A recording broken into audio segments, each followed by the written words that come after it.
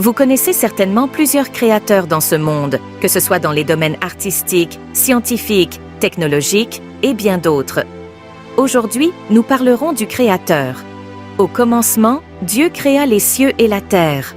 Cette déclaration est le premier verset du livre de la Genèse. Traditionnellement attribué à Moïse comme auteur, ce livre constitue le premier livre de la Torah ou du Pentateuque. Le mot « Genèse » signifie littéralement « commencement ». La Bible présente un récit de la création commençant par un Dieu unique, une vision du monde souvent désignée sous le terme de créationnisme, en opposition à d'autres perspectives comme l'évolutionnisme.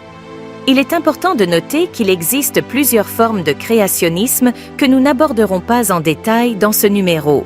Selon la vision créationniste, la création du monde est dite ex nihilo, c'est-à-dire que Dieu a créé le monde à partir de rien, contrairement aux créateurs humains qui utilisent des matériaux et des ressources préexistants pour leur création.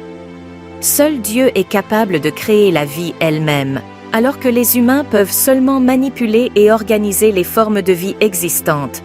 La capacité de créer véritablement est une caractéristique unique à Dieu. Le livre de la Genèse nous invite à reconnaître la souveraineté et la puissance de Dieu dans l'univers. Comprendre nos origines peut éclairer notre place et notre rôle dans le monde créé par Dieu.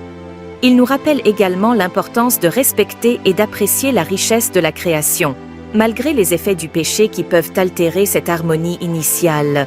Voici ce qu'affirme le psaume 95, versets 5 à 7. « La mer est à lui, c'est lui qui l'a faite, la terre aussi, ses mains l'ont formée.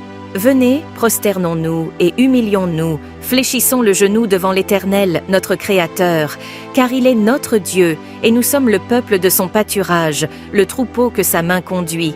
Oh, si vous pouviez écouter aujourd'hui sa voix !» Cette portion des Saintes Écritures nous rappelle la responsabilité et le privilège que nous avons en tant qu'êtres créés par Dieu. Elle nous invite à reconnaître Dieu comme notre Créateur suprême, celui qui nous a façonnés avec intention et amour. Nous sommes encouragés à nous humilier devant sa majesté et à lui offrir notre adoration sincère. Merci de m'avoir écouté, c'était Émilie. À très bientôt pour un prochain numéro.